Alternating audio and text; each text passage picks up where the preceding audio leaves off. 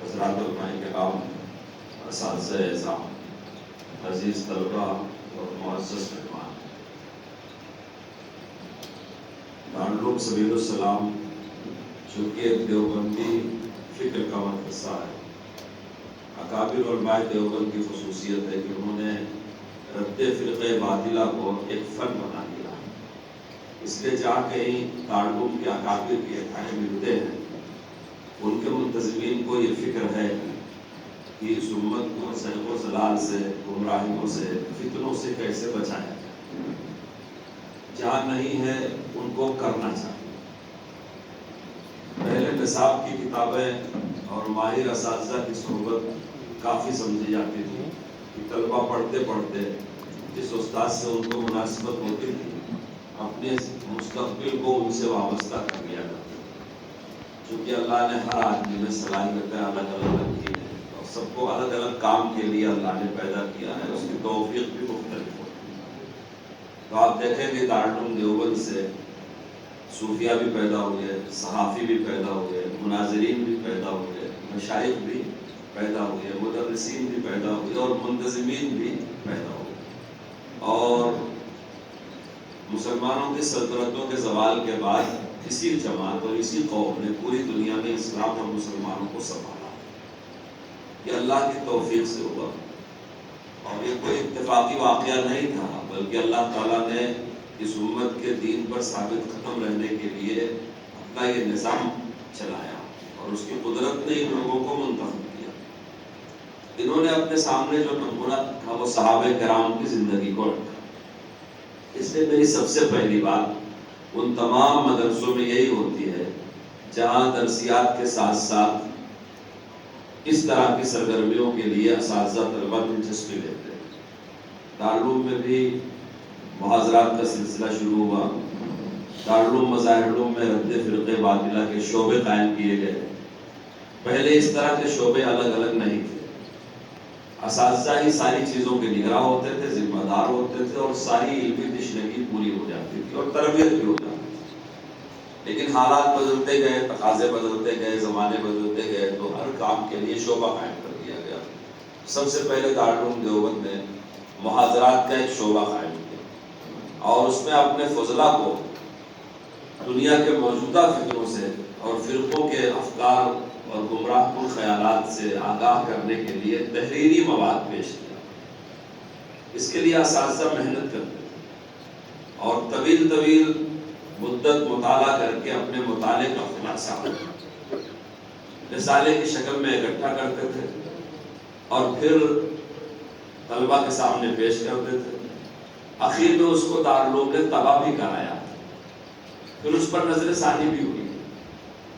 اس سلسلے کا سب سے اہم مقالہ جو یہود وغیرہ کے بارے میں ہے وہ مولانا نعمت اللہ صاحب کا. اگر دارالعلوم کے اساتذہ میں کسی کا مطالعہ کم ہے یا کسی کو اس فکرے سے مناسبت نہیں ہے تو دارالعلوم تو ہمارا مادر علمی ہے. اس نے باہر سے لوگوں کو بلایا، خاص طور سے ویدت دھرم، سناتن دھرم، ہندو دھرم کے متعلق محاضرات کے لیے مولانا عبدالحفیظ نعمانی کو جو دارالعلوم کے فارغ ہیں ان کو بلایا گیا اور ان کو موقع دیا گیا کہ اس پر اپنے مطالعے کا خلاصہ پیش کریں. تو چونکہ یہ مدرسہ بھی دیوبندی فکر کا مدرسہ ہے، ان حضرات نے آپ طلبہ اور اساتذہ کے لیے یہ موقع فراہم کیا ہے کہ آپ فطروں کا ادراک کریں، فرقوں کی تاریخ کا مطالعہ کریں، ان کے علامتی مسائل کے دلائل کا مطالعہ کریں، پھر طریقہ استدلال کیا ہو اس کو سیکھیں. جب کوئی چیز فن بن جاتی ہے تو اس کا سیکھنا سکھانا آسان ہوتا ہے. اور جب تک کوئی چیز فن نہیں بنتی اس کا سیکھنا سکھانا مشکل ہے. ہر چیز کا ایک فن ہے اور ہر جگہ ہم ماہرین فن کے محتاج ہیں. ہمارا کابر نے رد فرقہ باطلہ کو ایک فن بنا دیا ہے. وہی فن ہم کو اپنے مدرسوں میں اس طرح کی مجلسوں میں سکھایا جاتا ہے. میں نے عرض کیا کہ میں پہلی بات ان تمام مدرسوں میں اور مجلسوں میں یہی کہتا ہوں کہ ہمارے اکابر جنہوں نے اس دور میں رد فرقہ باطلہ کو فن کی طرح سیکھا، سمجھایا، سمجھا اور اس فن سے کام لیا، انہوں نے اپنے سامنے صحابہ کرام کی زندگی کو رکھا. ایک عام سی بات لوگ سمجھتے ہیں کہ ہم نماز پڑھتے ہیں مثلا، اور نماز کی حدیثیں حدیث کی کتابوں میں لکھی ہوئی ہیں اور نماز کے مسائل فقہی کتابوں میں لکھے ہوئے ہیں، اور تفریح کرنے کا جو طریقہ ہے اصول فقہی کتابوں میں لکھے ہوئے ہیں، اور جنا اور تعدیل کرنے کا طریقہ ہے اسماء الرجال کی کتابوں میں لکھے ہوئے ہیں. لیکن اب تھوڑی دیر کے لیے غور کریں، نماز تو پہلے دن سے پڑھی جا رہی ہے. غار حرا سے نماز شروع ہوئی، دار ارقم میں نماز پڑھی جاتی تھی، سفر ہجرت میں نماز پڑھی جاتی تھی، مدینے میں نماز پڑھی جاتی تھی، حبشہ میں نماز.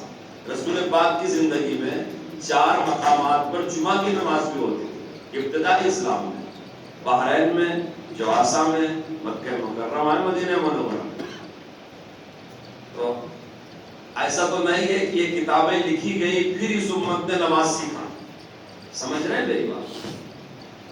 ان میں سے کسی کتاب اور کسی کتاب کے مصنف اور کسی راوی کا وجود ہی نہیں تھا. جب سے جمعہ جاری ہے، جب سے نماز جاری ہے، جب سے نماز کے مسائل بھی پیش آ رہے ہیں، نماز کے دلائل بھی فراہم ہو رہے ہیں، ان فقہاء اور محدثین کی خدمت ہے کہ انہوں نے اسلام کو، جو اسلام نبی پاک صلی اللہ علیہ وسلم کا اسوہ ہے اور جن کو صحابہ نے ان کی صحبت اور عمل سے سیکھا ہے، اس کو دلائل کے ذریعے سے مرتب کر دیا اور آئندہ آنے والے مسلمانوں کے لیے یہ آسان کر دیا کہ ان کو اپنے نبی کا اسوہ مستند طریقے سے پہنچے. اب جو آدمی اس نہج صحابہ کو نہیں سمجھتا، اس کی سارا مطالعے کی انتہا یہ کتابیں ہوتی ہیں جو فقہ کی شکل میں مسائل کی طرح لکھی گئی ہیں، زکوٰۃ کے مسائل، حج کے مسائل، روزے کے مسائل، تجارت کے مسائل، یا اس کے دلائل کے لیے حدیث کی شکل میں لکھی گئی ہے. تو پھر اس کی جرح اور تعبیر میں یہی بھول بھلیا میں الجھ کے رہ جاتا ہے اور حقیقی اسلام تک اس کی رسائی نہیں ہوگا. یہ بات اکابر علماء دیوبند نے ہی آسان اردو میں ہم کو سمجھائی ہے. ہمارے اکابر کی تصنیفات ملتی ہے کہ دیکھیے اسلام تو نبی پاک صلی اللہ علیہ وسلم کے اسوہ کا مرہون منت ہے. اللہ نے قرآن میں اتارا، نبی نے برت کے دکھایا، صحابہ نے اس پر عمل کیا، بعد میں اس کو اس ذخیرے میں اکٹھا کیا گیا ہے. تو اگر آپ ان کی چیزوں کو اس کے آئینے میں دیکھ کر کے اور اسے اصل کسوٹی مان کر کے صحابہ کے اعمال کو تولیں گے تو کبھی آپ صحابہ کے ساتھ انصاف نہیں کر سکتے. اس لیے علماء دیوبند نے ساری تاریخ کا رخ صحابہ کی طرف پھیر دیا، اور صحابہ کا بنیادی وصف یہ ہے کہ وہ عادل ہے. صحابہ کی عدالت تواتر سے ثابت ہے. اس امت کا تواتر ایک بہت بڑی قصہ قطعی ہے، بہت بڑی دلیل ہے. آپ غور کرو، میں دوسری فن کی بات آپ کو بتاتا ہوں. بہت سارے صحابہ ہیں جو فتح مکہ کے بعد اسلام لے آئے، لیکن ان کی روایتیں حدیث کی کتابوں میں لکھی ہیں. مولانا شمیم آزاد صاحب اچھے محدث ہیں، ان کو بہت طرح وہ میری بات پر توجہ دیں گے کہ اسلام تو لائے فتح مکہ کے بعد، لیکن روایتیں نقل کرتے ہیں ہجرت سے پہلے کی. ایک واقعہ پیش آیا کسی غزوے میں، ایک صحابی کے ساتھ نقل کرتے ہیں دوسرے صحابی. بخاری کی، مسلم کی، صحاح کی ایک تو نہیں سینکڑوں روایتیں ایسی ہیں کہ جب وہ واقع ہو رہی تھی تو وہاں وہ صحابی رسول موجود نہیں تھے. سب سے کثیر روایت حضرت ابو ہریرہ رضی اللہ تعالیٰ عنہ کی ہے اور وہ بہت اخیر میں مسلمان ہوئے. تو پتہ یہ چلا کہ صحابی خود صحابی کو عادل سمجھتے تھے، صادق القول سمجھتے تھے. اب جو لوگ اکابر علماء دیوبند کے اس نظریے کو نہیں سمجھتے، وہ صرف فضائل صحابہ کی بات کرتے ہیں. اگر کسی صحابی کی فضیلت ہے بہت اچھی بات ہے، فضیلت تو مسواک کی بھی ہے، فضیلت تو جہاد کے لیے پالے جانے والے جانور کی بھی ہے، فضیلت تو جو آپ جمعہ کے لیے جاتے ہیں دھول اڑتی ہے، گرد اڑتی ہے، اس کی بھی ہے. کسی کو فضیلت صحابہ سے انکار نہیں ہو سکتا. لیکن صحابہ کا یہ درجہ اور یہ جو مقام ہے کہ ان کو اللہ سچا سمجھتا ہے، معیار حق سمجھتا ہے، رسول اللہ سچے سمجھتے ہیں، معیار حق سمجھتے ہیں، صحابی کو سچا سمجھتا ہے، معیار حق سمجھتا ہے، اور نبی صلی اللہ علیہ وسلم کے اعمال کے نقل کرنے میں ان کو ہی بنیادی وسیلہ سمجھتے ہیں، بنیادی ذریعہ سمجھتے ہیں۔ اس کے لیے بعد میں کتابوں میں اسے لکھا گیا، تو آپ صحابہ کو نظر انداز کر کے کتابوں کو آگے کیسے بڑھا سکتے ہیں؟ یہ دیوبندیت کی ایک بہت بڑی بنیاد ہے کہ ہمارے یہاں صحابہ کی شخصیت اور ان کی عدالت تواتر امت سے، تواتر صحابہ سے، محمد رسول اللہ صلی اللہ علیہ وسلم کے پورے برتاؤ سے ثابت ہے۔ اس لیے ہمارے سارے اکابر کا جو اس زمانے میں پیدا ہوئے، جس میں فتنوں کی برسات تھی، بڑے فتنے تھے۔ پہلے زمانے میں خیر القرون میں ہی رافضیت کا فتنہ پیدا ہو گیا، خارجیت کا فتنہ پیدا ہو گیا۔ آپ دیکھ لیں جو علم کلام کے ماہر علماء ہیں، انہوں نے روافض کو تو کافر کہا ہے، خوارج کو کافر نہیں کہا۔ مجمع بحار الانوار وغیرہ میں صراحت موجود ہے، ہمارے کلام کی کتابوں میں صراحت موجود ہے کہ خوارج بے ادب تھے، یعنی عملاً فاسق تھے۔ زیادہ سے زیادہ آپ ان کو کہہ سکتے ہیں کہ انہوں نے تلوار اٹھائی ہے اہل اللہ کے خلاف، صحابہ کے خلاف۔ تو عمل کی غلطی سے کسی کی تکفیر نہیں ہوتی، عمل کی غلطی کا نام فسق ہوتا ہے، عمل کی غلطی کا نام بدعت ہوتا ہے۔ مگر روافض، ان کی تکفیر کیوں کی گئی؟ ان کے اندر قلب کا گناہ تھا، قلب کی غلطی تھی، کیونکہ وہ دل سے صحابہ سے بغض رکھتے تھے۔ تو اسلام کے بعد جو پہلا فتنہ اس امت میں پیدا ہوا، جس نے کینسر اور تیمت کی طرح مسلمانوں کی جڑوں کو چاٹنا شروع کیا، وہ فتنہ رافضیت تھا۔ کیونکہ وہ زبان سے چکنی چپڑی باتیں کرتے جیسے منافقین، مگر ان کے دل میں صحابہ کی عظمت نہیں تھی۔ قرآن جس کے برحق ہونے پر سارے مسلمان متفق ہیں، رافضی یہ کہتا ہے کہ اس میں تحریف ہوئی۔ اور جن لوگوں نے قرآن کریم کو مدون کیا، جو قرائے قرآن تھے، جنہوں نے قریش کے رسمی خط پہ اسے لکھا، جنہوں نے اس کی جلد بنوائی، جنہوں نے اس کے ساتھ نسخے بنوا کر کے 7 بڑے مراکز میں پہنچایا، صحابہ کے کو رافض کہتے ہیں یہ مسلمان ہی نہیں ہے۔ تو آپ غور کرو، ہمارا اور رافضیوں کا اختلاف صرف محرم منانے اور نہ منانے کا نہیں ہے۔ واقعہ کربلا کو تو انہوں نے ایک سیاسی مقصد کے لیے استعمال کیا ہے، تاکہ لوگوں کے جذبات کا استحصال کریں اور اس سے وہ رولنگ میں آئیں۔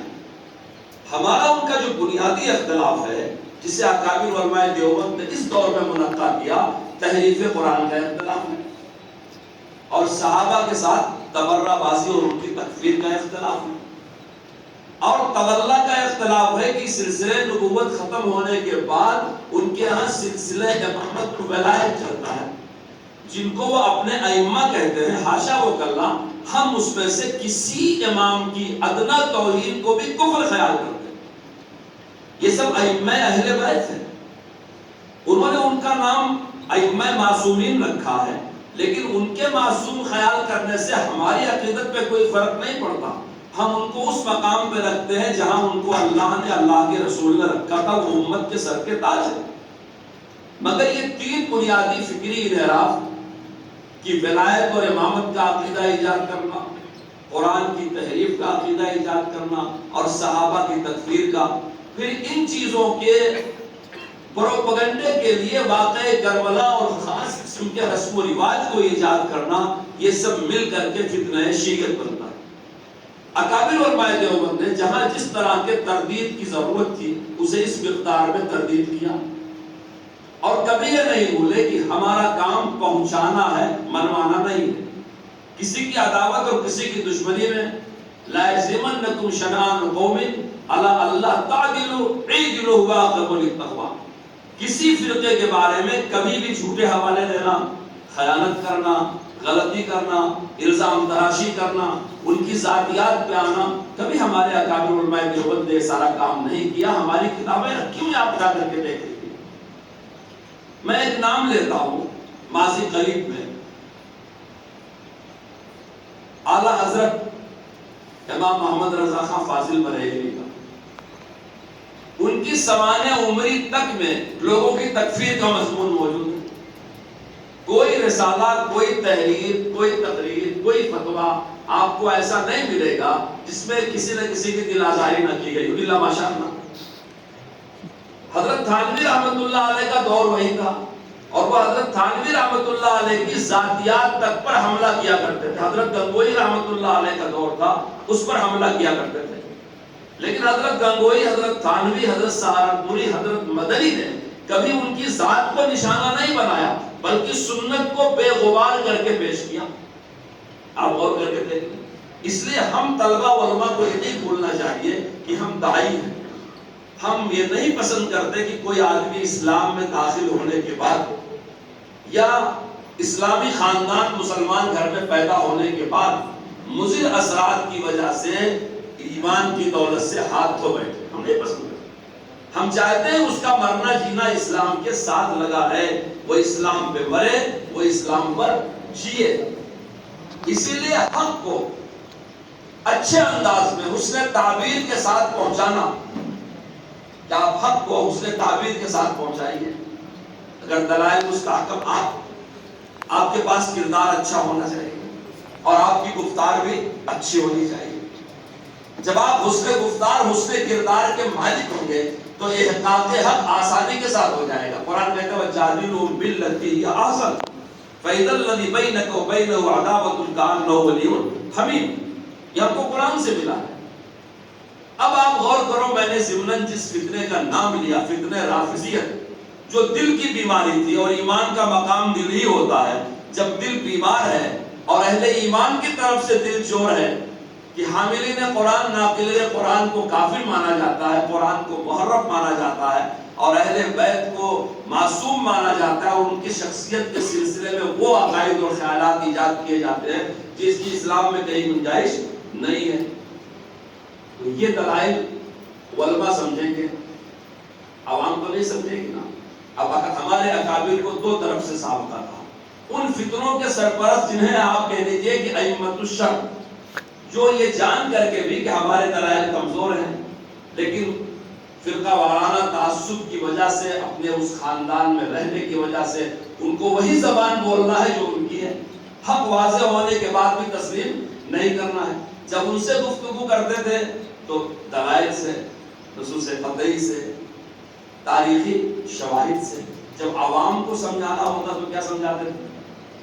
ہم کو وسعت مطالعہ سے کام لینا چاہیے اور گہرائی کے ساتھ مطالعہ رکھنا چاہیے، اور مطالعہ بھی سب سے زیادہ صحابہ کی زندگی کا رکھنا چاہیے. وہیں سے آپ کو اصل مواد ملے گا اور اصل روشنی ملے گی.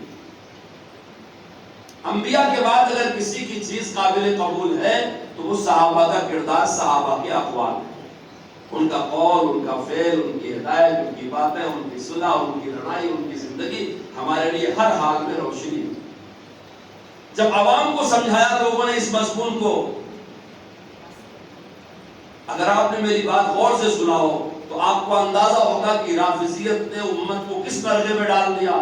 اس مرحلے میں ڈال دیا کہ شیخین مسلمان نہیں، صدیق اکبر مسلمان نہیں ہے، عمر فاروق مسلمان نہیں ہے، عثمان غنی مسلمان نہیں ہے، اور حضرت علی خلیفہ بلا فصل ہیں. آج بھی اذان میں اعلان کرتے ہیں وہ، اور خلیفہ بلا فصل نہیں بلکہ وہ رسول اللہ کی وصی اور ولی ہیں، بلکہ وہ امام ہیں، بلکہ امامت قیامت تک انہی کی نسل میں رہے گی.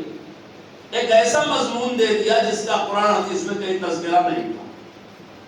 اب ہمارے اکابر نے ایک طرف علمی انداز سے جواب دیا، ایک طرف عام فہم انداز میں اپنی حسن تعبیر اور اپنے مطالعے کو پیش کیا.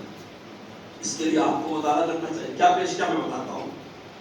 حضرت نانوتوی رحمۃ اللہ علیہ نے، مولانا سہارنپوری رحمۃ اللہ علیہ نے ایک سوال کھڑا کیا. سوال یہ کھڑا کیا، کیا حضرت علی اپنی بیوہ بھابھی کا نکاح کسی غیر مسلم سے کرا سکتے ہیں، کسی کافر سے کرا سکتے ہیں؟ آپ سمجھیں اس مضمون کو. اب ظاہر ہے اس مضمون کو سمجھنے کے لیے آپ کو مطالعے کی ضرورت ہے. مضمون یہ ہے، جنگ موتا میں حضرت جعفر طیار شہید ہو گئے. ان کے نکاح میں اس وقت اسما بنت امیس تھی. ان کا اہل بیت سے بہت گہرا تعلق تھا. ان کے چھوٹے چھوٹے بچے مدینہ شریف میں تھے اور یہ رسول پاک کا معجزہ ہے کہ آپ منبر میں بیٹھ کے بتا رہے ہیں کہ جعفر شہید ہو گئے اور اب جھنڈا لیا ہے خالد سیف اللہ نے. مضمون یاد ہوگا, واقعی وہ شہید ہو گئے تھے, ان کی بیوی بیوہ ہو گئی تھی اسما بنت امیس. حضرت علی اور حضرت جعفر سگے بھائی تھے. اب آپ کو یہ بھی مطالعہ کرنا ہوگا کہ جعفر کا علی سے کیا رشتہ تھا. حضرت رسول اللہ کے چچا ابو طالب تھے. ابو طالب کی بیٹی کا نام ام ہانی تھا, ایک بیٹے کا نام طالب تھا, ایک بیٹے کا نام جعفر تھا, ایک بیٹے کا نام عقیل تھا, ایک بیٹے کا نام علی تھا. عقیل مسلمان نہیں ہوئے تھے لیکن حضرت جعفر طیار مسلمان ہوئے تھے اور حضرت علی تو بچوں میں سب سے پہلے مسلمان تھے. اب اگر آپ کا صحابہ کی زندگی کا اور خاندانوں کا مطالعہ نہیں ہوگا تو آپ اس مضمون پر اس باطل فرقے سے کبھی ٹکرا نہیں سکتے. اگر کبھی آپ کھڑے ہوں گے تو اپنے آپ کو خالی محسوس کریں گے. حضرت اسما بنت امیس جعفر طیار کی بیوی تھی اور ان کی ہجرت حبشہ کی طرف بھی ہوئی تھی. جب جعفر طیار شہید ہو گئے اور وہ بیوہ ہو گئی تو ان کی عدت گزرنے کے بعد حضرت علی نے ان کا نکاح ابو بکر صدیق سے کرایا. اب ہم لوگ اودھ کے ہیں, لکھنؤ اور فیض آباد میں بڑے جتنے ہیں شیعت کے, تو وہاں عوام سے ہم یہ پوچھتے ہیں کہ کیا کوئی اپنی بھابھی کا نکاح کسی کافر سے کرا سکتا ہے؟ شیر خدا حضرت علی کیا اتنے کمزور ہو گئے تھے کہ اپنی بیوہ بھابھی کا نکاح کسی کافر سے کرائیں گے؟ یا تو حضرت علی کی غلطی مانو یا تو ابو بکر صدیق کو مسلمان مانو. اب آپ دیکھ لو, یہ بات کہیں ختم نہیں ہوتی. جو سورج پلٹنے والی روایت ہے صحابہ کے مقام کی کہ حضرت علی نے نماز نہیں پڑھی تھی عصر کی اور سورج ڈوبنے والا تھا, آپ نے اشارہ کیا پلٹ گیا, یہ روایت اسما بنت امیس سے. یہ بڑی عجیب خاتون ہے. آپ میں سے بہت سو کے لیے ان کا نام نیا ہوگا. یہ جب ابو بکر صدیق کے نکاح میں آ گئی اور اہل بیت میں بار بار ان کا آنا جانا تھا, حضرت رسول اللہ صلی اللہ علیہ وسلم کا رحلت ہو گئی دنیا سے, آپ نے پردہ فرما دیا. تو حضرت فاطمہ بڑی غمگین رہتی تھی تو یہ ان کے پاس کثرت سے آتی تھی. اللہ کے نبی نے حضرت فاطمہ سے کہا تھا کہ سب سے پہلے میرے اہل بیت میں سے تم مجھ سے ملو گی. اس لیے 6 مہینے کے اندر اندر حضرت فاطمہ کا انتقال ہوا. تو حضرت فاطمہ نے ایک دن کہا ان سے کہ میں زندہ ہوں تو مجھے لوگ نہیں دیکھ پا رہے ہیں, جب مر جاؤں گی تو میرا جنازہ اٹھایا جائے گا, لوگوں کی مجھ پر نگاہ پڑے گی, مجھے حیا آ رہی ہے عورتیں عورتوں سے بات کر کے. اسما بنت امیس نے ان سے کہا کہ جب میں حبشہ میں تھی تو میں نے دیکھا وہاں کچھ لوگ اپنے عورتوں کے لاش کو ایک مچان بنا کر کے, ایک چپرکھٹ بنا کر کے, ایک پردہ جیسا بنا کر کے لے جاتے تھے. حضرت فاطمہ نے کہا بناؤ. تو انہوں نے لکڑیاں لیا اور کاٹا اور ایک جنازہ جیسا بنایا اور اس پہ چادر وادر لپیٹی. حضرت فاطمہ نے کہا کہ ذرا اندر سو کر کے دیکھتی ہوں کیسی. جب اندر سوئی تو ان کو بڑا مزہ آیا کہ ارے واقعی تو اچھا لگ رہا ہے, اس پہ کسی کی نگاہ نہیں پڑ رہی ہے. تو لکھتے ہیں تاریخ والے کہ نبی پاک کے دنیا سے پردہ فرمانے کے بعد حضرت فاطمہ اپنی وفات تک ایک دن ہنسی ہیں اس جنازے میں لیٹ کے جو اسما بنت امیس نے ان کے لیے بنایا. اسی لیے فقہ کی ساری کتابوں میں مسئلہ لکھا ہوا ہے کہ مستحب ہے عورت کے جنازے پر چادر ڈالنا. مستحب کا لفظ لکھا ہے. مستحب کیوں لکھا ہے؟ نبی پاک سے نہیں ثابت ہے, یہ حضرت فاطمہ نے اپنے لیے پسند کیا تھا. تو جب رسول اللہ کی بیٹی فاطمہ زہرا نے پسند کیا تو پھر کس کی بیٹی ان سے بڑی ہے جو نہیں پسند کرے گی؟ اس میں ان کا اکرام ہے. میں بتانا یہ چاہتا ہوں کہ اسما بنت امیس کوئی عام خاتون نہیں تھی بلکہ بہت ساری روایتوں کی راوی, بہت سارے واقعات کی مشاہد اور اس کا حصہ بھی ہو. خدا کرنا ایسا ہوا. حضرت رسول اللہ صلی اللہ علیہ وسلم کے بعد 2 سال کچھ مہینے ابو بکر صدیق کا زمانہ تھا, پھر ان کا انتقال ہو گیا. انہی اسما بنت امیس نے ابو بکر صدیق کو غسل دے کر کے باہر کیا اور حضرت علی سے کہا کہ میں نے غسل دے دیا ہے, آپ لوگ جنازہ پڑھ لو. یہی اسما بنت امیس ہے. اچھا 6 مہینے کے بعد حضرت فاطمہ کا انتقال ہو چکا تھا اور 2 سال کچھ مہینے کے بعد ابوبکر صدیق کا انتقال ہو چکا تھا. پھر انہی حضرت علی نے اسماء بنت عمیس سے خود نکاح کیا. آپ سمجھ رہے ہیں یہ میں آپ کو کیا مضمون سنا رہا ہوں؟ یہ میں آپ کو وہ باتیں بتا رہا ہوں جو میں نے آپ سے اپیل کیا کہ آپ مطالعہ ایسا رکھیں کہ ایک طرف آپ طرز استدلال پر حاوی رہیں رد فرقہ باطلہ کے لیے، اپنے افکار میں مضبوط رہیں، دوسری طرف آپ عامت المسلمین کو سمجھانے کے لیے پس منظر اپنے ساتھ رکھیں جو ان کے سطح ذہن کی بات ہے کہ حضرت علی کے لیے کیا یہ بات ممکن تھی کہ اپنی بیوہ بھابھی کا نکاح وہ کسی کافر سے کروا دے؟ نہیں ہو سکتا. کسی بھی شیعہ بڑے سے بڑے مجتہد کے پاس اس بات کا جواب نہیں ہے. میرے عزیز طلبہ اور علماء کرام، جس فتنے کا نام رافضیت ہے، جس کا نام خارجیت ہے، جس کا نام ظاہریت ہے، جس کا نام اعتزال ہے، ان سب کا تذکرہ علم کلام کی کتابوں میں ملتا ہے. حضرت شیخ مولانا یونس صاحب رحمۃ اللہ علیہ فرمایا کرتے تھے کہ علم کلام دراصل اسلامی مضمون نہیں ہے. جب اسلام حدود عرب سے باہر نکل کر کے عجم کے علاقوں میں پہنچا تو اہل عجم اپنے موروثی علوم اور افکار کے ساتھ اسلام میں داخل ہوئے. ان کے وہی موروثی افکار اور علوم اس بات کا محرک ہوئے اور یہی منشا قرار پائے کہ انہوں نے اسلامی تعلیمات پر اعتراض کیا. اور پھر علم کلام ایجاد کیا اس وقت کے محقق علماء نے جس کے ذریعے سے ان کے الزامات کا جواب دیا. میں امام غزالی رحمۃ اللہ علیہ کی ایک دلیل آپ کے سامنے پیش کرتا ہوں. آپ نے علم کلام کی کتاب پڑھا ہوگا خرق و التیام. فلاسفہ یہ کہتے ہیں کہ جسے آسمان کہا جاتا ہے وہاں خرق و التیام ناممکن ہے. یعنی کوئی بھی ایسی قوت نہیں ہے جو آسمان کو پھاڑ دے. یہ فلاسفہ کا مسلم اصول ہے. اچھا اگر ایک مرتبہ وہ پھٹ جائے تو جڑ نہیں سکتا، یہ بھی مسلم اصول ہے. اس کا اثر پڑتا تھا معراج پر. اب کچھ علماء اور مفسرین نے اس کو اس طرح حل کیا کہ مکہ مکرمہ سے لے کے مسجد اقصی تک کے سفر کو اسرا کہا اور کہا اسرا منصوص ہے، اس کا منکر کافر ہے. اور مسجد اقصی سے اوپر کے سفر کو معراج کہا اور کہا کہ معراج ضمنی دلائل سے ثابت ہے، اس کا انکار کرنے والا کافر نہیں ہوگا. انہوں نے اپنے طور پہ حل کیا. ضرورت تھی کہ فلاسفہ کی زبان میں اس کو حل کیا جاتا. دیکھو امام غزالی نے کیسے حل کیا. امام غزالی نے اسے حل کیا کہ خرق و التیام کی بحث میں الجھنے کی ضرورت نہیں ہے. ایک جسم کے دوسرے جسم میں نفوذ کے لیے نہ خرق ضروری ہے نہ التیام ضروری ہے. یہ آپ نے خود مفروضہ بنایا ہے کہ جسم کو جسم سے آر پار ہونے کے لیے اس کا پھٹنا اور جڑنا ضروری ہے. یہ مفروضہ آپ نے بنایا ہے، کسی مسلمان نے اس کا دعویٰ نہیں کیا. آپ کو عجیب لگ رہی ہوگی. امام غزالی نے بڑی آسان مثال دیا. فرمایا جیسے شیشہ ہوتا ہے، نظر اس کے آر پار ہو جاتی ہے، نہ وہ پھٹتا ہے نہ وہ جڑتا ہے.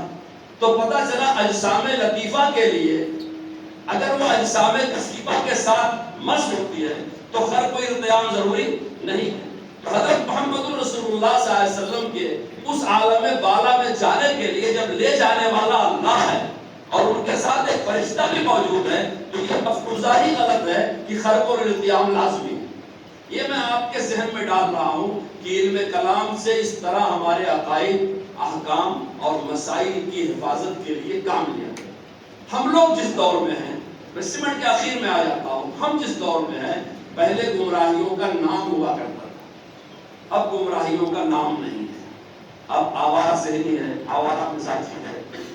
پڑھے لکھے لوگ بھی پہلی صف میں بیٹھے رہتے ہیں، بڑے نمازی ہوتے ہیں، بڑے تہجد ہوتے ہیں، تقدیر کے بارے میں ان کے خیالات درست نہیں ہیں، علم الہی کے بارے میں خیالات درست نہیں.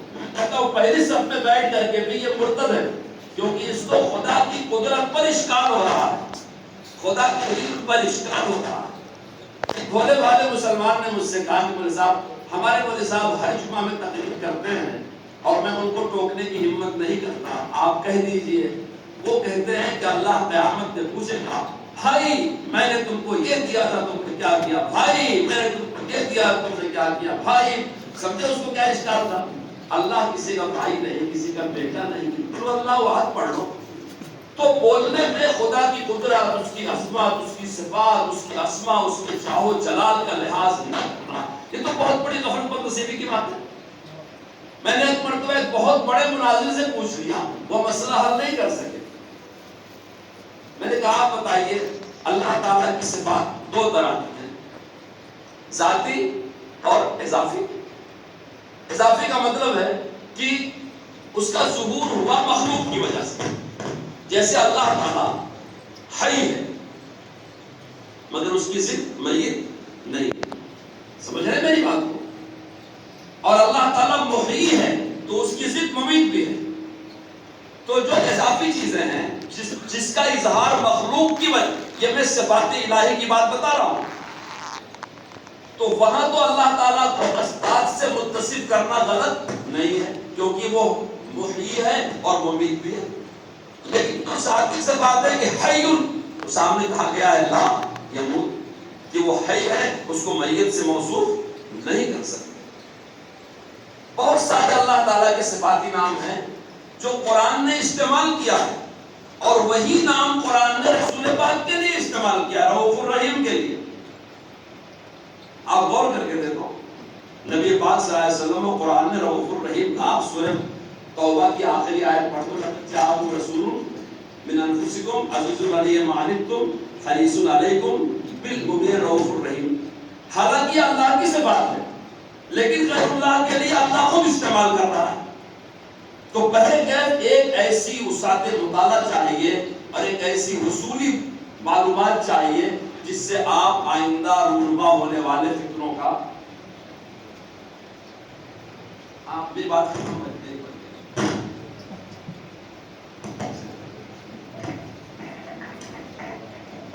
آپ رونما ہونے والے فکروں کا تعاقب کر سکیں۔ اس کی تیاری آپ کو طالب علمی کے دور سے کرنی چاہیے، وقتی سمجھ کے نہیں کرنی چاہیے، مثبت سمجھ کر کے کرنی چاہیے۔ جو 99 نام اللہ تعالیٰ کے قرآن کریم کے شروع میں چھپے رہتے ہیں، للہ الاسماء الحسنی، وہ استقصائی کہے جاتے ہیں، یعنی اس کی تعداد 30 و 30 سے زیادہ بھی ہو سکتی ہے۔ مثال کے طور پر فاطر السماوات والارض انت ولی فی الدنیا والآخرہ، خود قرآن نے استعمال کیا ہے، لیکن آپ جا کر کے دیکھ لیجئے گا تو فاطر کا لفظ 99 نام میں نہیں لکھا ہوا ہے۔ یہ میں آپ کو توحید کی باتیں بتا رہا ہوں۔ پھر اسی طرح رسالت کی باتیں ہیں، اسی طرح واسطہ جو صحابہ ہیں ان کی باتیں ہیں، اسی طرح قرآن کریم کے کلام الہی ہونے کی باتیں ہیں، اسی طرح ہمارے 7ویں کلمے میں 7 مومن بھی جو بیان کیے گئے ہیں اس کی باتیں ہیں۔ یہ سارے صرف رد فرقہ باطلہ کا یہ مطلب نہیں ہے کہ آپ ایک جوشیلی تقریر کسی باطل کے خلاف کر دیں، بلکہ ایک مثبت اور تعمیری مطالعہ ہونا چاہیے کہ آپ اپنے اسلام کو پورے شرح صدر کے ساتھ سمجھیں، تاکہ جب بھی کوئی باطل کسی راستے سے اسلام کی کسی تعلیم پر اعتراض کرے، آپ اس کے کردار، اس کے گفتار سے اس کا جواب دے دیں۔ اکابر علماء دیوبند کی یہی خصوصیت رہی ہے، انہوں نے اسی طرح سے محنت کیا۔ محنت یہ ہر چیز کا جواب ہے۔ اس وقت اگر کوئی قادیانی ہو رہا ہے، شکیلی ہو رہا ہے، گوہر شاہی ہو رہا ہے، تو یاد رکھو دلائل کی کمزوری کی وجہ سے نہیں ہو رہا۔ میں بہت معافی کے ساتھ کہتا ہوں، ہمارے اندر دلائل وہی ہیں جو ہمارے اکابر نے بتائے ہیں، اور اگر نئے دلائل کی ضرورت ہے تو آج کے اکابر ماشاءاللہ اس پر پوری بصیرت رکھتے ہیں۔ ابھی آپ نے مولانا کی تقریر سنائی، کتنا مدلل انہوں نے فتنہ مہدی کے بارے میں کہا۔ میں بڑی معذرت سے کہتا ہوں، لوگ مہدی مہدی کہتے ہیں، مہدی لفظ نہیں مہدی لفظ ہے۔ ہمارے اردو میں مہدی کہتے ہیں ہاتھ میں لگانے والے پتے۔ ہم نے بچپن میں دینی تعلیم کا رسالہ پڑھا تھا، اس میں لکھا تھا گلشن میں درخت کو آرام ہے نہ چین، ظاہر غم حسن ہے تو قاتل غم حسین۔ شہد کا رنگ ہرا ہوتا ہے، اور جب مہندی ہاتھ میں لگا دی جائے تو کیا ہوتا ہے؟ لال ہوتی ہے، تو خون کا رنگ لال ہوتا ہے۔ تو اس کے جواب میں لکھا تھا، یہ کچھ نہیں ہے، معمہ تھا، جواب میں کیا لکھا تھا؟ مہدی۔ مجھے افسوس ہے بہت سارے پڑھے لکھے لوگ مہدی مہدی کہتے ہیں، میں نکیر کرتا ہوں، لفظ ہے مہدی۔ جب ایک شرعی اصطلاح ہے تو مہدی کہنا چاہیے۔ آپ موجودہ فتنوں کے بارے میں آپ کو دلائل مل جائیں گی، لیکن کوئی بھی آدمی اگر ہم سے کٹ کر کے کسی فتنے کا شکار ہوتا ہے تو وہ الا ماشاء اللہ، مگر صرف دلائل کی کمزوری کی وجہ سے نہیں ہوتا۔ دلائل کی بھی ضرورت پڑتی کر دیے تاکہ ان کے ماہرین کو قائم کیا جائے. لیکن جس کی ضرورت سارے معاشرے کو ہے وہ ہمارے محنت کی ضرورت. ابھی جو قادیانیوں کا خلیفہ ہے مرزا مسرور، وہ کہتا ہے کہ میں غلام محمد قادیانی کی پیشین گوئی کے مطابق پیدا ہوا ہوں، کیونکہ اللہ نے مرزا قادیانی کو الہام کیا تھا انی معاک یا مسرور، میں وہی مسرور ہوں. اس نے قادیانیوں کے تحریک میں 3 تبدیلیاں کیا ہے. آپ کبھی اس کو چیک کر کے دیکھ لیجیے. میرا زمانہ جب اس سے مقابلہ چلتا رہا، میں اس کے 3 پیر بھائیوں کو جو مرزا طاہر کے مریدین تھے اور اس کے پیر بھائی تھے، میں نے ان کو توبہ کرائی. اللہ کا شکر ہے کہ مسلمان نے ایک کا انتقال ہو گیا، حال ہم تو ابھی زندہ ہے. میں قریب سے اس آدمی کو جانتا ہوں. پہلے یہ قادیانیوں کے ایگریکلچر ڈپارٹمنٹ کا ناظر ہوا کرتا تھا، پھر تعلیم کا ناظر ہوا، پھر اخیر میں کئی واسطوں سے مرزا قادیانی کا پوتا پر پوتا اور نواسا بھی ہوتا ہے. تو اس نے لکھا ہے محبت سب سے نفرت کسی سے نہیں. یعنی احمدیت کا اب پیغام ہے، قادریت کا اب پیغام ہے کہ جہاں جاؤ محبت کی بات. اب وہ محبت کی بات کرتے ہیں، اب پہنچتے ہیں اسلام سے خارج ہیں، یہ فلاں ہیں، یہ جہنمی ہیں، ان سے مسافہ نہیں کریں گے. تو ظاہر بات نہیں. کرناٹک کا ایک گاؤں ہے، آج تک اس کو ہم نہیں لے سکے ہیں. وہاں ایک صاحب نے مسجد بنوائی تھی، امام نہیں جا سکا تھا. قادیانیوں نے اپنا امام بھیج دیا اڑیسہ سے. شکایت آئی، مسجد بنوانے والے صاحب بڑے احترام کے ساتھ آئے، آپ لے کے گئے. وہ قادیانی امام مغرب کی نماز پڑھا رہا تھا، جا کے اس کو نماز کی حالت میں مارنا شروع کر دیا. ہمارا بڑی چیز ہوتی ہے. کام دیہات کے لوگ تھے، کہنے لگے ہم آپ کو نماز اللہ کے لیے پڑھا، کوئی کام کو اب تک وہ ہمارے ہاتھ میں نہیں آتا. ایک گاؤں ہے وہاں مسجد پڑھا رہے ہیں، میلہ اس کا کام ہے. وہاں سے قادیانی امام کو نکالا اور اپنے امام کو رکھا. قادیانی امام وہاں کا داماد بھی ہو گیا تھا. اسی بیچ میں وہاں ایک عام مسلمان کا انتقال ہو جاتا ہے، ہمارا امام چھوڑ کے بھاگ جاتا ہے. پھر وہی نکالے ہوئے قادیانی امام کو بلانا پڑتا ہے، جو اس کو غسل دیتا ہے، کفن پہناتا ہے، جنازہ پڑھتا ہے، قبر میں اتارتا ہے، دعا کرتا ہے، تعزیت کرتا ہے.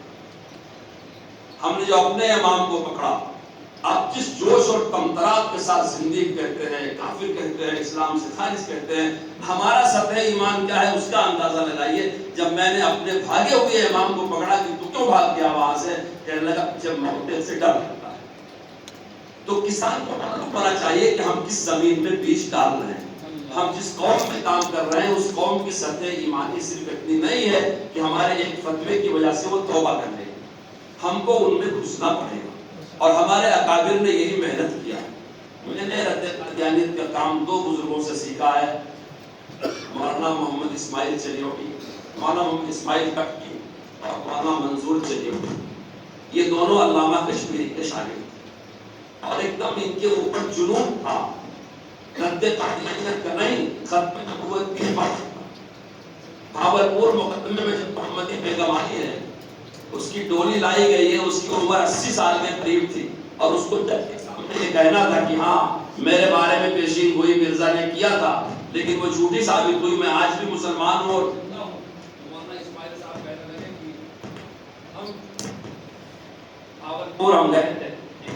ہم بھاولپور گئے تھے اور ہم نے اس کے ڈولے کو جنازہ دیا.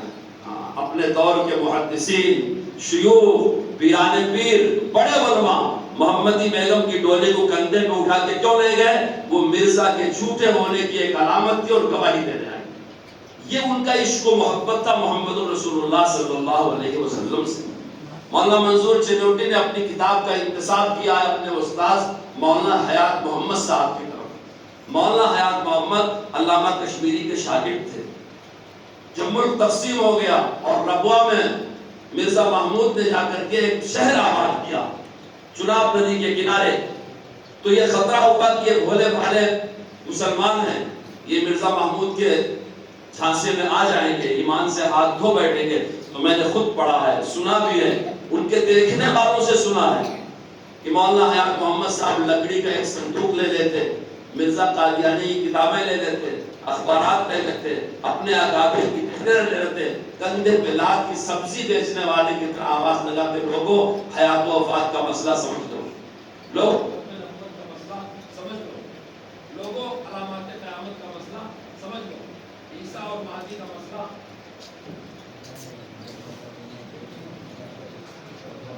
عیسیٰ اور مہدی کا مسئلہ سمجھ لو، جبکہ وہ اپنے دور کے بہت بڑے عالم تھے.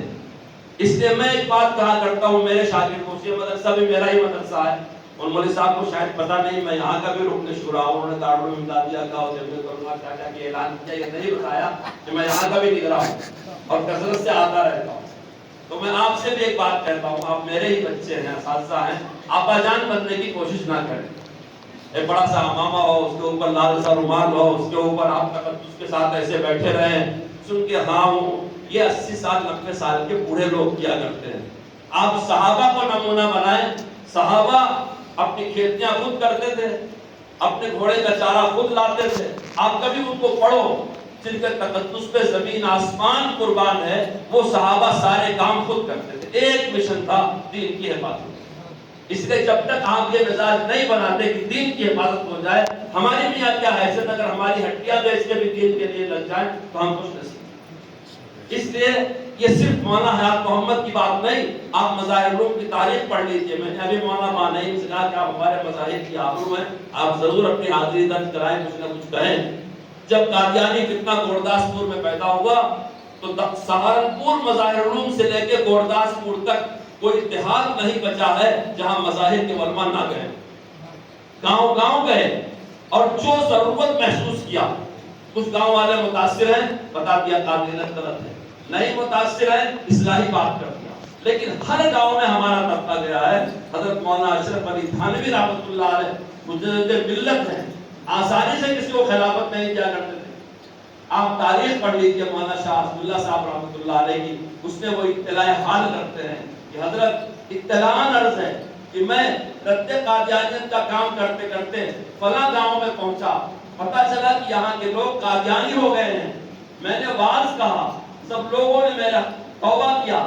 اخیر میں ساتھیوں کا مشورہ ہوا کہ بیعت بھی کر لی جائے، کیونکہ بیعت کے بعد ایک طرح کی تبدیلی ان کو محسوس ہوگی. میں بہت معافی سے عرض کر رہا ہوں کہ آپ سے پوچھے بغیر، کیونکہ سب سے چھوٹا میں ہی تھا، ساتھ والوں نے مجھ پر ہی دباؤ ڈالا کہ تو ہی سب کو مرید کرے، تو میں نے سب کو مرید کر دیا ہے. اگر غلطی ہو تو معافی چاہے. اگر کچھ بھی وقت کا جواب دیا، بھئی تم نے جو کیا ٹھیک. شدھی سنگٹھن کا مسئلہ پیش آیا آگرہ کے علاقے میں. مولانا عبداللطیف صاحب نے ناظم صاحب رحمۃ اللہ علیہ کو وہاں بھیجا. دن بھر بھوکے رہے، لڈو خریدا کھانے کے لیے، کھاتے ہوئے شدھی والے آ گئے، مار پیٹ ہوئی، نہ پانی ملا نہ کھانا ملا، نہ پتہ چلا کہاں ہے. جب مدد سے آ کر کے اطلاع حال کیا تو یہ لکھ کے دیا کہ اس دن کا خرچہ ہم اپنے ساتھی میں رکھ لیتے ہیں، ہم مدرسے پر بار ڈالنا نہیں چاہتے، تاکہ جو اجر اسلام کی حفاظت کا ملنا ہے ہم کو مل جائے، ہم گنہگار ہو. میں ایک ایک طالب علم سے، ایک ایک اپنے آپ کو دیوبند کی طرف منسوب کرنے والے سے پیر پکڑ کے یہی کہتا ہوں، تقدس معاف بننے کی اس وقت ضرورت نہیں ہے. جن کی عمریں 80-90 ہو گئی ہیں، جو معذور ہو گئے ہیں، ان کو چھوڑو دعائیں کرنے کے لیے. تم میدان میں اترو، جاؤ. انجمن خدام احمدیہ نے اس سال طے کیا ہے کہ ہمارا ایک ایک آدمی سائیکل کا سفر کرے گا، مریضوں کی عیادت کرے گا، غریبوں کو قرضہ دے گا. لجنہ اما اللہ قادیانیوں کی عورتوں کی تنظیم ہے، اس نے طے کیا ہے کہ ہم عورتوں میں جا کر کے ان میں کام کریں گے. ان کے جو گزارا دینے والے ہیں انہوں نے طے کیا ہے کہ ہم اپنی تنخواہ کا 16% حصہ اپنے مشن کے لیے دیں. وہ ایک طرف وہ قرض دے رہے ہیں، عیادت کر رہے ہیں، سائیکلوں سے چل رہے ہیں، ایک طرف ہم سوچے ہمارا انتظام ہوگا تب دیہات میں جائیں گے. ایسا بالکل نہیں ہے. ہم کو جہاں موقع ملے وہاں جانا چاہیے اور اپنے مقام پر رہ کر کے تیاری بھی رکھنا چاہیے اور دین کے لیے قربان ہونے کے لیے ایک جذبہ اپنے دل کے اندر رکھنا چاہیے. جیسے صحابہ نے دین کے لیے سب کچھ نچھاور کر دیا، ہمارے اکابر کو وہی جذبہ تھا. جب اللہ نے ان سے کام لیا، اللہ تعالیٰ قبول فرمائے، اس پروگرام کو قبول فرمائے، مدد والوں کو قبول فرمائے، مدرسے کے معلمین، معاملین، محسنین کو اللہ تعالیٰ اجر عطا فرمائے. آپ سب لوگوں کو اللہ تعالیٰ اس میں عافیت فرمائے. آمین. باقی دعوانا الحمدللہ.